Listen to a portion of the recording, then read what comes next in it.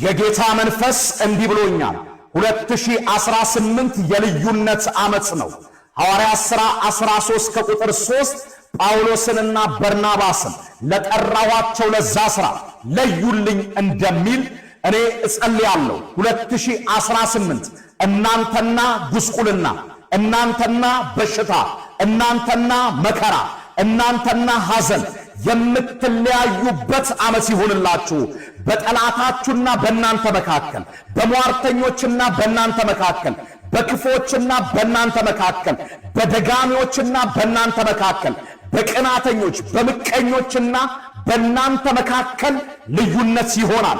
ለተጠራችሁበት ለዛ ዓላማ፣ እላችሁ ላይ ለተቀመጠው አጀንዳ፣ ውስጣችሁ ለሚገላበጠው ለዛ ራእይ የምትለዩበት ዓመት ነው። በቢዝነሳችሁ፣ በትዳራችሁ፣ በአገልግሎታችሁ፣ በተሰማራችሁበት ሁሉ ልዩነት ይሆናል። 2018 የልዩነት ዓመት ነው።